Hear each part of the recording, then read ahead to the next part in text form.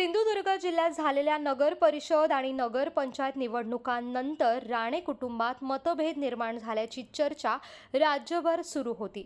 महायुतीनं झाल्यामुळे पालकमंत्री नितेश राणे आणि आमदार निलेश राणे यांच्यात दुरावा निर्माण झाल्याचं चित्र समोर आलं होतं।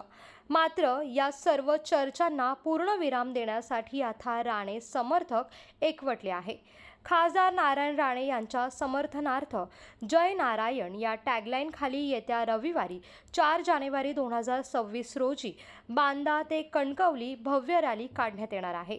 या रॅलीमध्ये हजारो वाहनांचा ताफा सहभागी होणार असून सिंधुदुर्ग जिल्ह्यातील राणे समर्थक आपली ताकद दाखवणार आहे।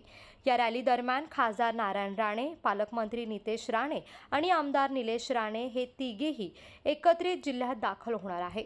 राणे समर्थकांकडून तीनही नेत्यांचं जल्लोषात स्वागत करण्यात येणार आहे आणि अशी माहिती स्थानिक कार्यकर्त्यांकडून देण्यात आली आहे। रॅलीनंतर सायंकाळी 5 वाजता कणकवली उपजिल्हा रुग्णालयासमोर भव्य कार्यकर्ता मेळावा होणार आहे। या रॅलीमधून एक स्पष्ट संदेश दिला जाणार आहे, तो म्हणजे राणे समर्थकांमध्ये फूट नाही तर एकजूट आहे आणि त्यामुळेच या शक्ती प्रदर्शनाकडे सर्वांचंच लक्ष लागून राहिलंय।